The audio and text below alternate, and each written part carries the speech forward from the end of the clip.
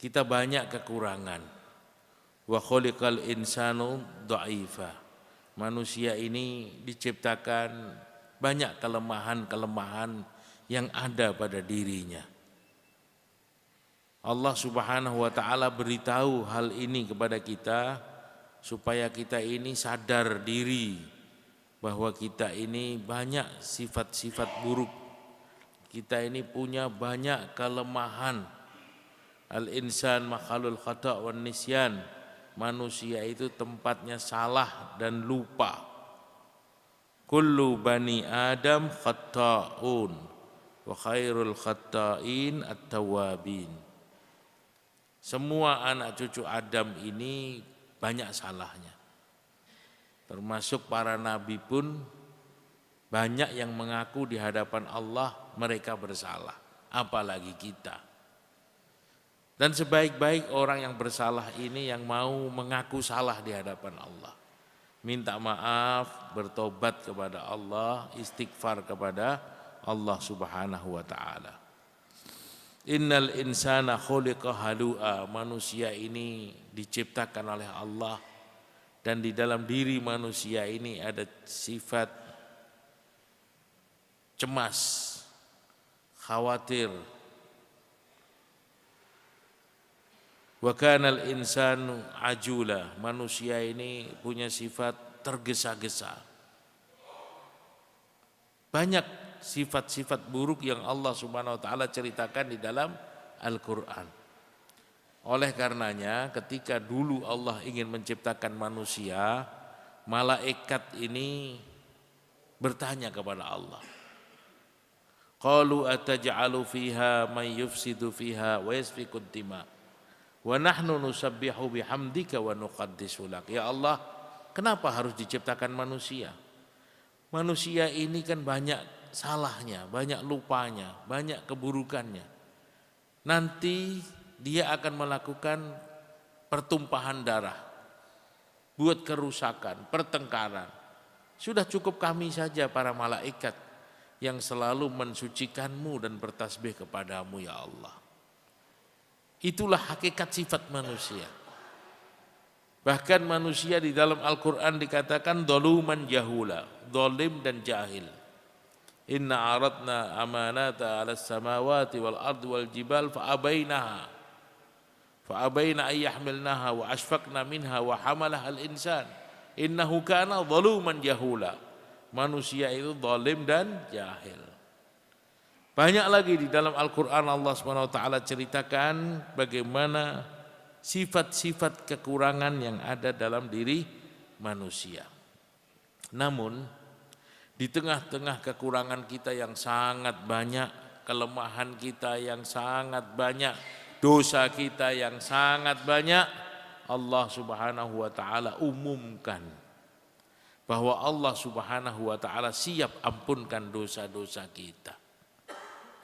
Seperti apapun dosa kita, Allah siap mengampunkannya. Maka kita tidak boleh putus asa. Qul ya ibadiyalladzina asrafu ala anfusihim la taqnatu min rahmatillah. Katakan wahai Muhammad kepada hamba-hambaku yang pernah berbuat dosa kepada aku, berbuat salah kepada aku, jangan mereka sekali-kali putus asa dari rahmat Allah. Innallaha yaghfirudz dzunuba jami'a, karena Allah itu siap mengampunkan semua dosa kamu. Innahu huwal ghafurur rahim, karena sesungguhnya Allah itu Maha Pengampun lagi Maha Penyayang. Diumumkan oleh Allah bahwa Allah siap ampunkan dosa-dosa kita. Dan Allah itu Maha Pengampun lagi Maha Penyayang. Maka kita tidak boleh putus asa dari rahmat Allah. Nabbi ibadi anni anal ghafurur rahim. Sampaikan kepada hamba-hambaku wahai Muhammad bahwa aku ini Maha Pengampun lagi Maha Penyayang. Allah Subhanahu wa taala perintahkan Nabi kita Muhammad sallallahu alaihi wasallam untuk menyampaikan kepada hamba-hamba Allah bahwa Allah Subhanahu wa taala punya sifat besar, punya cinta kepada hamba-hambanya, punya kasih sayang yang sangat agung, sehingga Allah Subhanahu wa taala siap ampunkan dosa-dosa kita. Lau ataitani biqurabid dunya minal khataya. Andaikan kamu datang kepada aku dengan dosa yang kau bawa sebesar dunia ini. Thumma laqitani lam tusyrik bi syai'a. Kemudian kau berjumpa kepada aku tanpa menyekutukan aku. La ataituka maghfiratan biqurabiha. Maka aku akan datangkan ampunan yang lebih besar dari dosa yang kau bawa kepada aku. Begitu besarnya kasih sayang Allah, begitu agungnya Rahman dan Rahimnya Allah, sehingga sebesar apapun dosa yang kita bawa di hadapan Allah, Allah Subhanahu wa ta'ala siap mengampunkannya. Dan Allah Subhanahu wa ta'ala memberitahu supaya kita ini tidak sombong, tidak merasa suci, tidak merasa soleh. Apa kata Allah? Innakum tuhti'una bil-laili wan nahar. Wahai hamba-hambaku, wahai manusia, kamu itu punya salah kepada aku. Kamu itu banyak dosanya. Kamu selalu melakukan pelanggaran-pelanggaran di siang hari dan di malam hari. Pagi, siang, sore, malam, kita ini banyak salahnya. Mata kita salah, kaki kita salah, tangan kita salah, pikiran kita salah, hati kita salah, lisan kita salah, banyak salahnya. Maka Allah katakan innakum tuhti'una bil-laili wan nahar. Kamu itu banyak salahnya. Siang salah, sore salah, malam salah, pagi salah. Wa ana aghfirudz dzunuba jami'a. Dan aku siap mengampunkan dosa-dosamu itu. Aku siap mengampunkan dosamu yang banyak itu. Coba bayangkan, dosa kita yang sangat banyak, Allah Subhanahu wa ta'ala siap mengampunkannya. Maka ampunan itu sangat penting. Ampunan itulah yang kita butuhkan, yang kita cari. Maaf dari Allah. Minta maaf kepada Allah.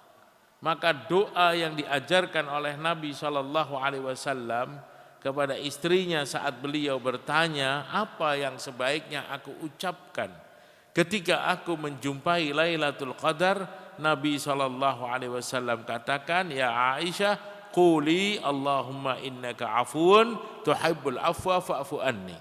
Ucapkan olehmu wahai Aisyah saat itu, di saat doa kamu diijabah oleh Allah, apa? Minta maaf. Allahumma innaka afuun. Ya Allah, engkau maha pemaaf. Tuhibbul afwa. Suka memaafkan hamba. Fa'fu anni. Maafkan aku ya Allah. Minta maaf kepada Allah. Minta ampun kepada Allah. Bertobat kepada Allah. Orang yang sudah dapat maaf dari Allah, selesai masalahnya.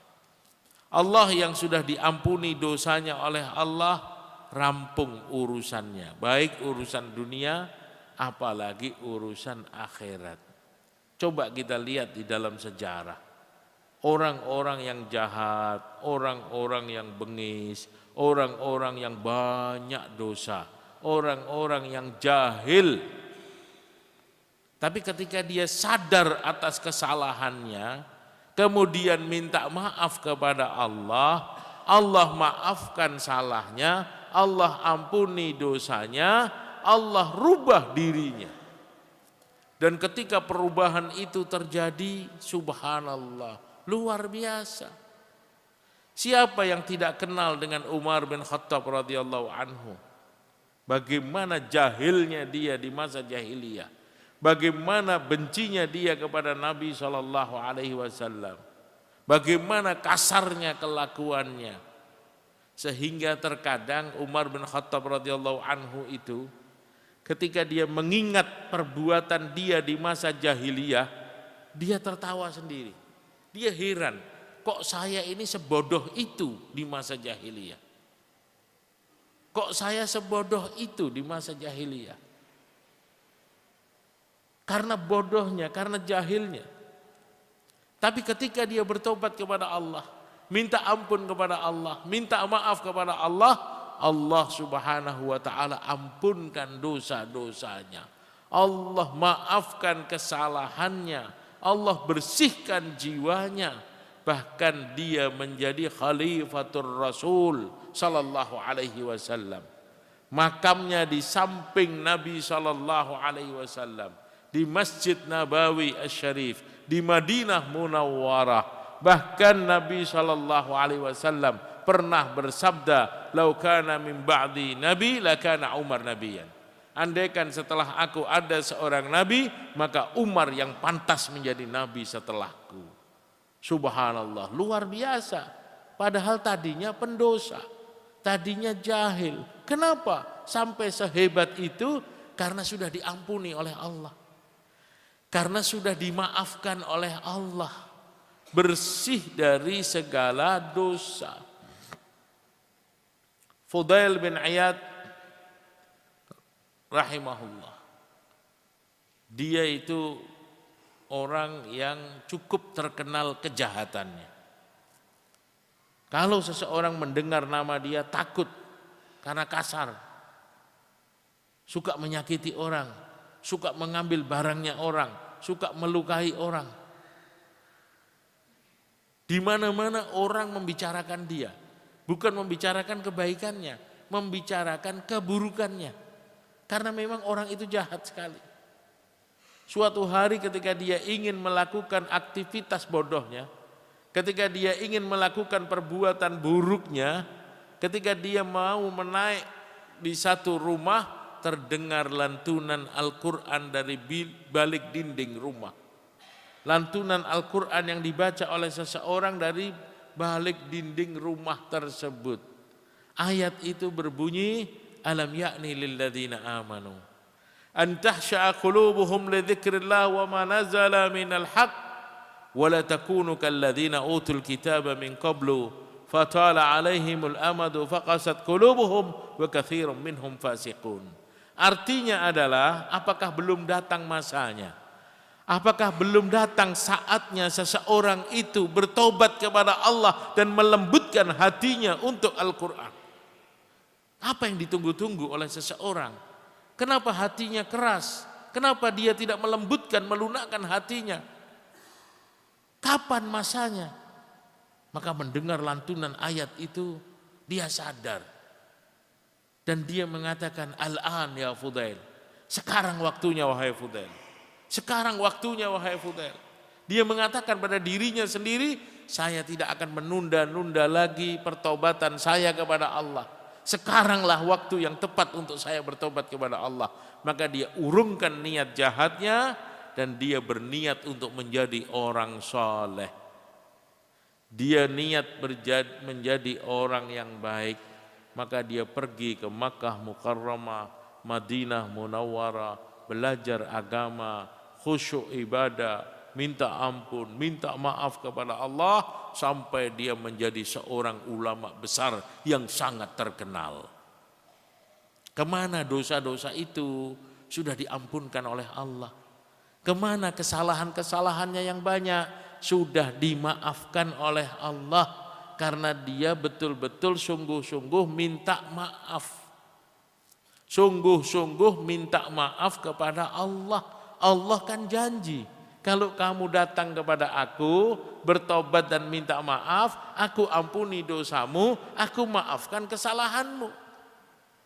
Sekarang ini masalahnya, kita ini banyak salah, kita ini banyak dosa, tapi kita sombong dan tidak mau minta maaf kepada Allah. Tidak mau minta ampun kepada Allah. Merasa diri kita ini baik, suci dan bersih. Imran bin Husain radhiyallahu anhu, salah seorang sahabat Nabi yang terkenal julukannya adalah syaitan min syayatinil Makkah. Setan di antara setan-setannya penduduk Mekah. Coba bayangkan, manusia punya lakop, punya julukan setan. Seperti apa jahatnya dia saat itu. Namun sejahat apapun manusia, kalau dia minta maaf kepada Allah, dimaafkan. Sejahat apapun manusia, dia bertobat kepada Allah, diampuni dosanya. Maka dia bertobat kepada Allah, minta maaf kepada Allah. Subhanallah, dia menjadi orang yang hebat, menjadi sahabat Nabi yang baik.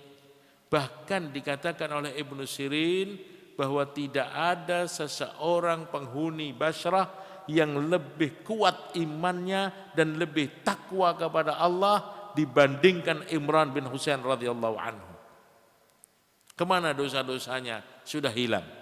Mana salahnya? Sudah bersih. Kemana? Sudah diampunkan oleh Allah Subhanahu wa taala.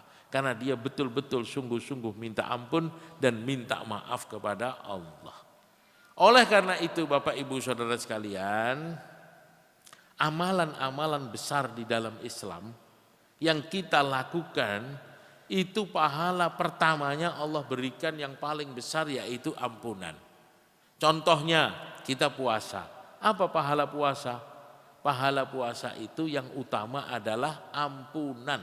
Man shoma ramadhana imanan wa ihtisaban ghufira lahu ma taqaddama min dzambi. Siapa yang puasa Ramadan dengan keimanan dan ihtisab, Allah ampunkan dosanya. Lailatul Qadar, kita bangun malam, sholat, iktikaf, tinggalkan anak, tinggalkan istri, tinggalkan rumah, berada di masjid. Apa yang kita cari? Yang Allah berikan kepada orang yang mendapatkan Lailatul Qadar itu apa? Ampunan. Man qama Lailatul Qadri imanan wa ihtisaban ghufira lahu ma taqaddama min dzambi. Siapa yang bangun di malam Lailatul Qadar dengan keimanan dan ihtisab, Allah ampunkan dosa-dosa. Berjalan ke masjid, wudu, salat berjamaah, apa yang Allah berikan? Man tawaddaa fa ahsana wudu'ahu thumma raha ila al-masjid lam yakhtu khutwatan illa rufi'at lahu darajah wa khutta anhu sayyi'ah.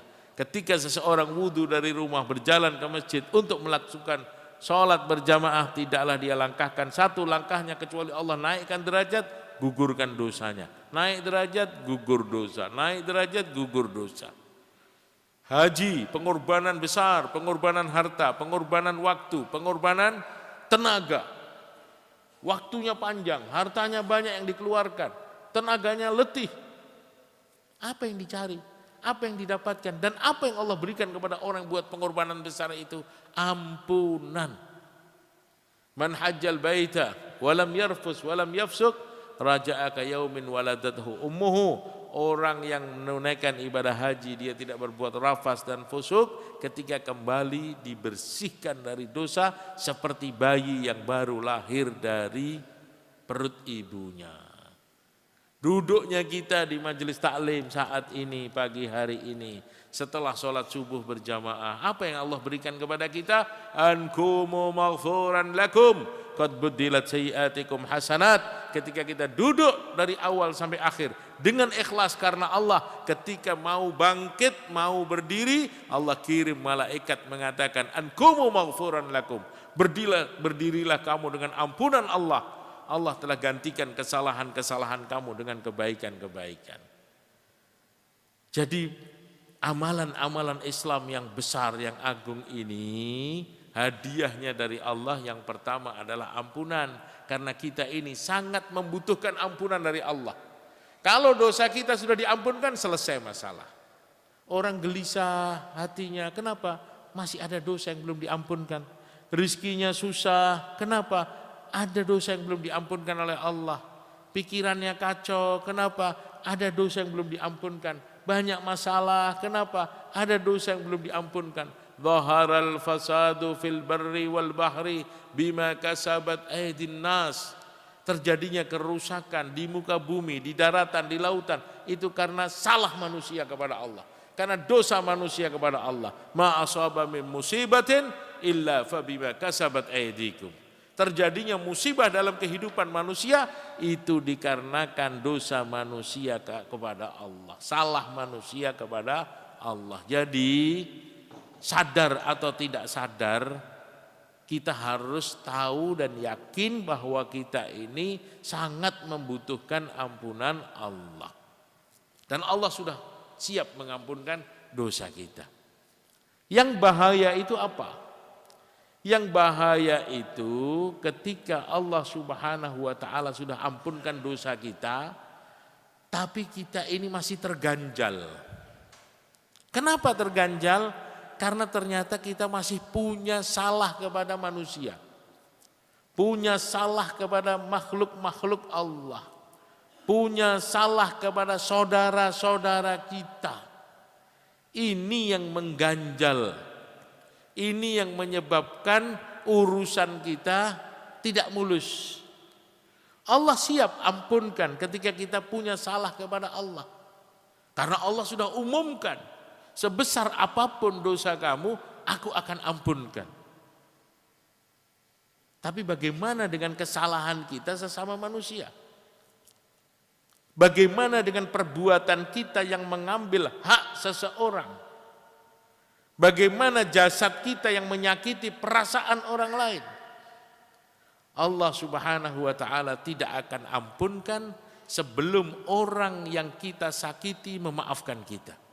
Sebelum orang yang kita ambil haknya memaafkan kita. Maka di akhirat nanti ada manusia yang bangkrut. Kenapa bangkrut? Karena dia banyak salah kepada manusia. Sholatnya hebat, puasanya bagus, hajinya dikerjakan dengan baik, sedekahnya, zakatnya rapi. Tapi ternyata lisannya kasar,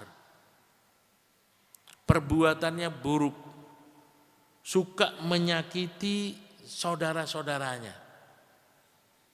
Maka orang ini akan bangkrut di akhirat nanti. Dia bawa amalan sebesar gunung di hadapan Allah. Atadri man muflis min ummati, tahukah kamu siapa orang yang bangkrut di antara umatku, kata Nabi. Yang bangkrut di antara umat Nabi Muhammad sallallahu alaihi wasallam adalah man ata ilallahi bi a'malihim kal jibal. Orang yang datang menghadap Allah dengan membawa segunung amalan, bi sholatihi wa siyamihi wa sadaqatihi wa hajjihi. Salatnya, puasanya, sedekahnya, hajinya cakep bagus. Tetapi daraba hadza wa syatama hadza wa akala mala hadza. Dia suka memukul, dia suka menyakiti, dia mengambil haknya orang. Inna lillahi wa inna ilaihi raji'un. Maka orang itu nanti di akhirat dituntut oleh manusia-manusia yang pernah dia sakiti di dunia ini. Ketika dituntut, apa yang terjadi? Pahala dia itu diambil oleh orang itu. Pahala dia diambil, pahala dia diambil. Sampai habis pahala yang segunung itu. Tapi masih orang datang menuntut dia, padahal pahalanya sudah habis. Terus bagaimana? Dosa orang yang menuntut itu dikasihkan kepada dia. Inilah yang dikatakan manusia bangkrut. Karena apa? Karena dia tidak menjaga muamalah, muasyarah, akhlak yang baik kepada sesama manusia. Alladzina yu'dzunal mu'minina wal mu'minat bighairi maktasabu faqad ihtamalu buhtanan wa isman mubina. Seseorang yang suka menyakiti perasaan orang beriman, baik laki-laki ataupun perempuan, tanpa alasan yang jelas, maka dia telah mendapat kebencian dari Allah dan dosa yang nyata. Nabi SAW suatu hari pernah melewati perkuburan. Nabi terhenti sejenak di kubur tersebut. Dan Nabi katakan, innahuma yu'adzaban. Dua orang yang ada di dalam kubur ini sedang menghadapi siksaan di dalam kubur. Apa sebabnya? Kok dia disiksa di dalam kubur? Sebabnya karena dia tidak pandai menjaga lisan. Lisannya menyakiti orang, menyinggung perasaan orang. Kadang-kadang manusia itu tidak sadar bahwa setiap ucapannya, perkataannya menyinggung perasaan orang, menyakiti saudaranya. Ini berbahaya. Ini menyebabkan orang itu menderita dan disiksa di dalam kuburnya. Maka kita usahakan, di samping kita ini berbuat amal ibadah yang bagus, minta maaf kepada Allah, minta ampun kepada Allah, kita juga jaga diri kita. Jangan sampai menyakiti saudara-saudara kita. Dan kalau kita sudah terlanjur melukai perasaan saudara kita atau mengambil hak saudara kita, datanglah kepadanya untuk minta maaf. Supaya apa? Supaya kita tidak mendapatkan beban di akhirat nanti. La yadkhulul jannah may yahjur akhahu fawqa salas. Tidak akan seseorang itu mencium baunya surga. Tidak diperbolehkan seseorang itu mencium baunya surga sebelum ketika dia mendiamkan saudaranya lebih dari 3 hari. Jadi pertengkaran itu berbahaya. Permusuhan itu berbahaya. Bahkan dikatakan tidak akan orang itu mencium baunya surga ketika dia mendiamkan saudaranya lebih daripada 3 hari. Lailatul Qadar, malam yang mulia, malam yang berkah, malam yang agung, malam yang mana doa kita diijabah oleh Allah, malam yang lebih baik daripada 1000 bulan. Tadinya ingin diberitahu langsung oleh Nabi SAW, tapi karena ada orang yang bertengkar saat itu, maka dicabut berita rahmat besar dari Allah.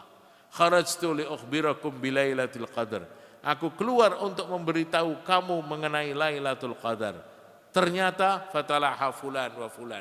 Ada 2 orang yang bertengkar, akhirnya dicabut oleh Allah Subhanahu wa taala. Oleh karenanya hindari pertengkaran.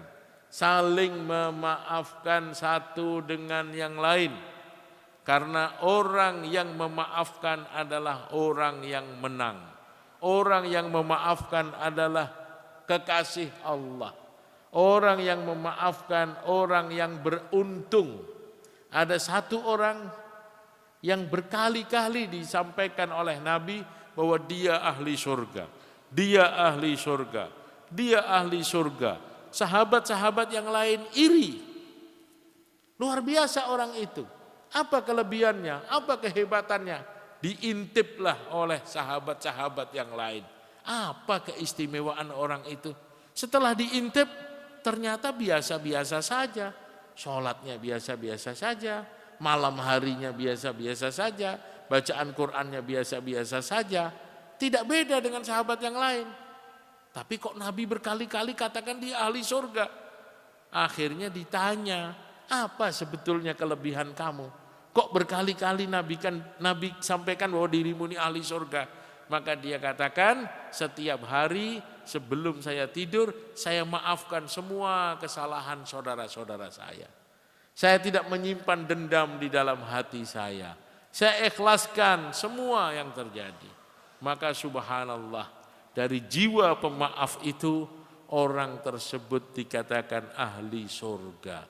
Al-kadhimin al-ghaid wal-afina 'anil nas wallahu yuhibbul muhsinin.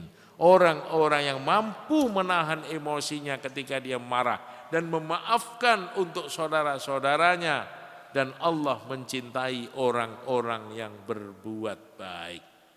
Maka Allah Subhanahu wa taala perintahkan kita, anjurkan kita supaya kita menjadi orang yang punya jiwa pemaaf. Khudhil afwa, jadilah kau pemaaf.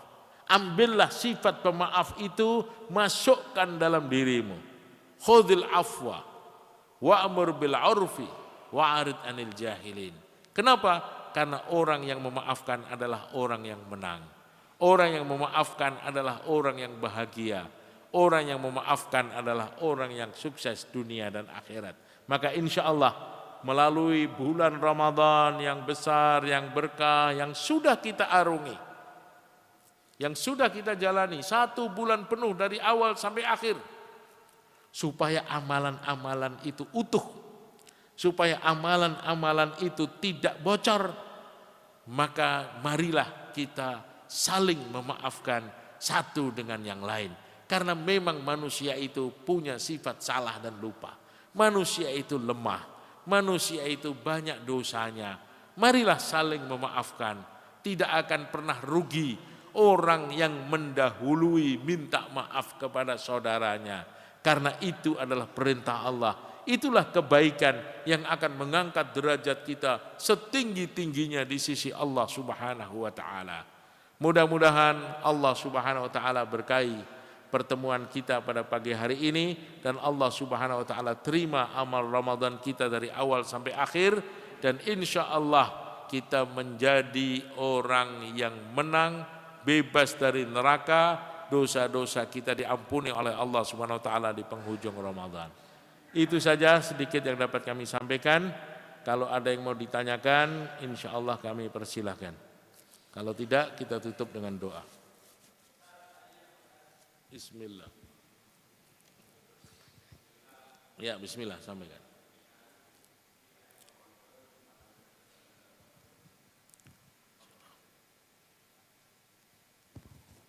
Jazakallah khairan atas waktu yang telah diberikan oleh panitia maupun Ustadz.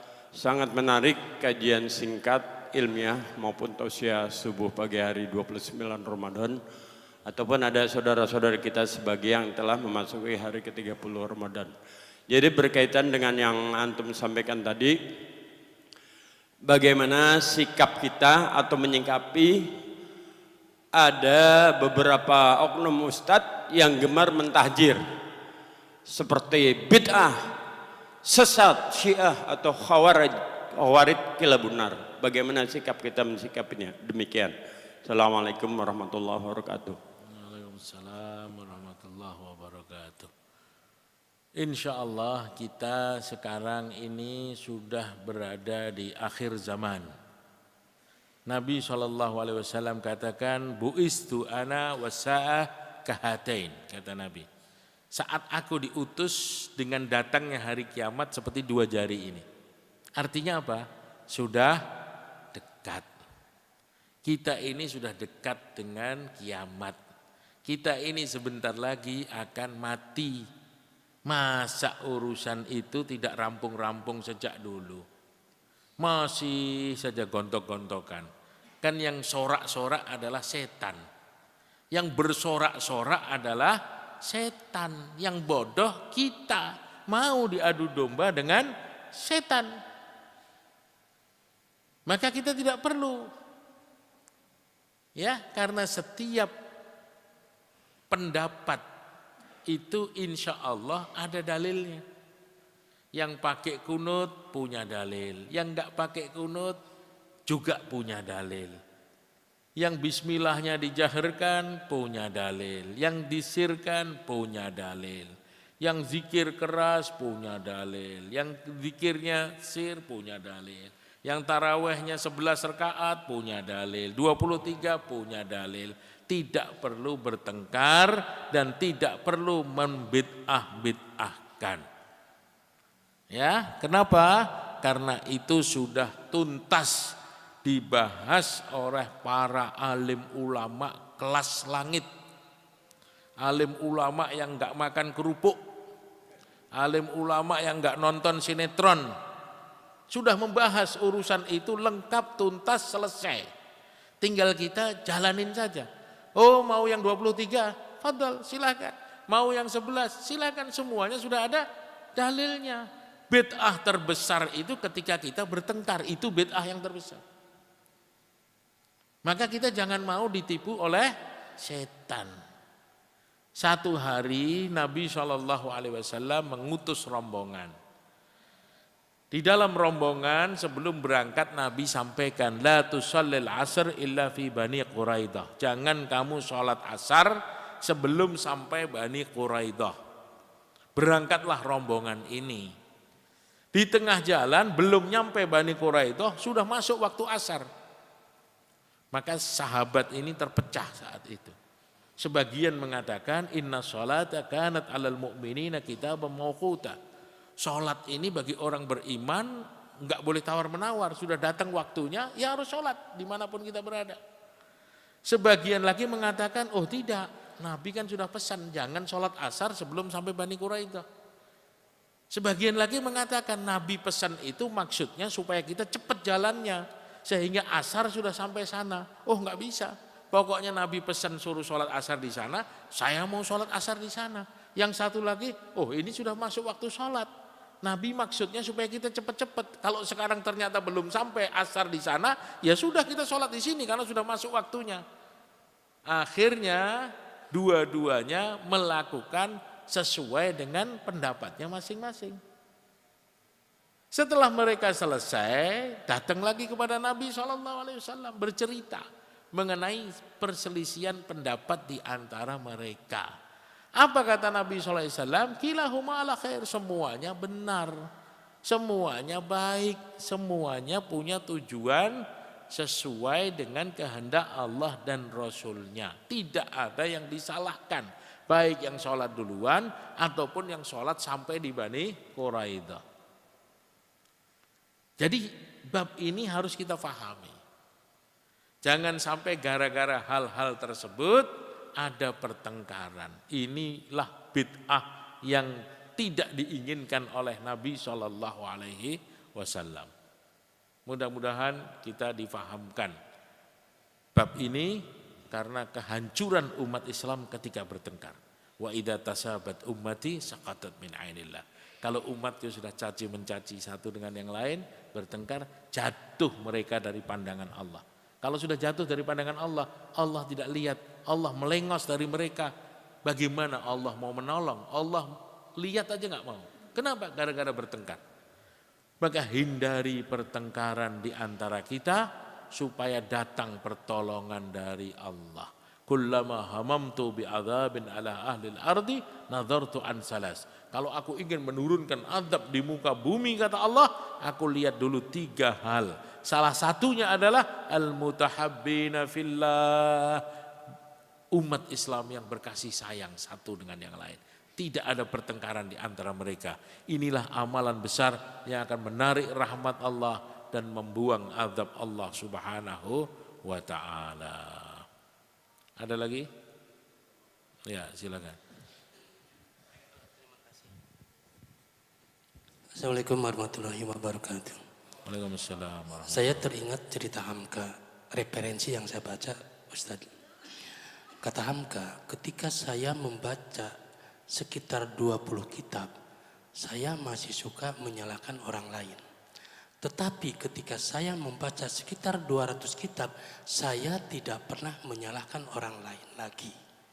Mungkin Ustadz paham barangkali ya. Artinya ilmunya sudah mumpuni, barangkali gitulah bahasa kitanya. Dan perlu kita ingat barangkali cerita Aceh ya Ustadz. Ada orang yang Aceh pada waktu itu sulit ya dijajah waktu itu. Referensi yang saya baca. Tetapi ada orang yang pura-pura masuk Islam di situ, tetapi di dalam dia menghancurkan Islam di situ. Ini pelajaran buat kita barangkali. Mohon pendapatnya. Terima kasih. Wassalamualaikum warahmatullahi wabarakatuh. Waalaikumsalam warahmatullahi wabarakatuh. Pertolongan Allah kepada umat Islam itu kan pasti. Kenapa pasti? Karena itu janji Allah. Wa kana haqqan alaina nasrul mu'minin. Wajib bagiku, kata Allah, pasti bagi aku, kata Allah, akan aku tolong orang-orang beriman. Itu janji Allah. Inna lanansuru rusulana walladzina amanu. Pasti dan pasti benar-benar aku akan menolong utusan-utusanku dan orang-orang yang beriman. Jadi pertolongan Allah itu pasti. Karena itu janji Allah. Allah tidak akan pernah nipu kita. Allah tidak akan pernah berbohong. Kenapa Allah nggak bohong? Karena Allah maha segala-galanya. Allah maha kaya, Allah maha besar, Allah maha mampu, Allah punya segala sesuatu. Yang nipu-nipu itu karena dia tidak punya kekuatan. Kalau Allah kan maha segala-galanya, jadi Allah nggak ada gunanya. Tidak butuh dengan yang namanya menipu, nggak butuh. Jadi janji Allah itu pasti, tepat, hak. Tapi kenapa? Kok seakan-akan saat ini belum turun janji Allah itu? Sebabnya salah satunya adalah karena hati umat Islam belum bersatu. Umat Islam masih suka bertengkar satu dengan yang lain. Umat Islam masih menghujat satu dengan yang lain. Nah, inilah salah satu penyebab ditariknya rahmat Allah. Maka benar ketika kita ini semakin banyak ilmunya, semakin banyak belajar, maka kita akan memahami keragaman cara ibadah di tengah-tengah umat.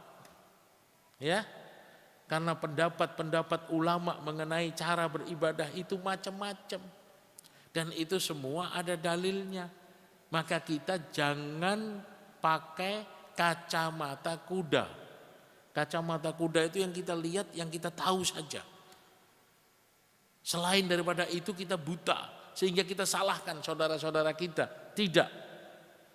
Umat Islam harus punya pandangan yang luas. Umat Islam harus punya pandangan internasional. Ya, sehingga kita faham. Ketika kita melihat orang sholat dengan cara seperti ini, oh iya, saya tahu itu ada dalilnya. Melihat cara seperti ini, oh iya, saya tahu itu ada dalilnya. Sehingga kita tidak punya kebencian dengan saudara kita. Semua saudara kita. Al-mu'min akhul mu'min. Orang beriman itu saudaranya orang beriman. Ya. La tahasadu, tidak boleh kita hasad. Wala tabaghadu, tidak boleh kita membenci. Wala tanakaru, tidak boleh kita bertengkar. Wa kunu ibadallahi ikhwana, jadilah kamu hamba Allah yang bersaudara. Bahkan orang yang mencintai satu dengan yang lain karena Allah, dia akan diletakkan di atas mimbar-mimbar cahaya yang diirikan oleh orang-orang pada saat itu. Apa amalannya? Ternyata dialah orang-orang Islam yang saat hidup di dunia berkasih sayang karena Allah, bertemu karena Allah, berpisah karena Allah, berjabat tangan karena Allah. Ma min muslimani yaltaqiyani fayatasafahani illa ghufirallahu dhunubahu qabla yatafarraqa. Tidaklah dua orang Islam berjumpa karena Allah, berkasih sayang karena Allah, berjabat tangan karena Allah. Allah akan gugurkan dosa-dosanya sebelum tangan tersebut dilepaskan, sebelum dia berpisah satu dengan yang lain. Coba, ini besarnya cinta mencintai karena Allah. Sehingga dalam sebuah riwayat diceritakan, anna rajulan zara akhan lahu fi qaryatin ukhra. Ada seseorang yang berkunjung ke kampung lain untuk bertemu saudaranya karena Allah. Maka Allah kirimkan malaikat mengikuti perjalanan laki-laki tadi. Malaikatnya berbentuk manusia. Di tengah jalan dicegat laki-laki itu dan ditanya oleh malaikat, ya fulan aina turid, kamu mau kemana? Maka laki-laki tadi dengan polos dia mengatakan, uridu akhan fi hadhil qaryah, saya ingin berjumpa dengan orang itu di sana. Malaikat menguji keikhlasan dia. Tujuannya apa orang ini datang? Kamu datang mau apa? Mau kampanye, urusan politik, atau mau ngelamar anaknya orang, atau mau apa? Maka dia katakan, la bal uridu akhan fi hadhil qaryah. Saya enggak punya tujuan apapun kecuali saya ingin bersilaturahim karena Allah. Saya ingin berjumpa dengan saudara saya karena Allah, karena itu perintah Allah.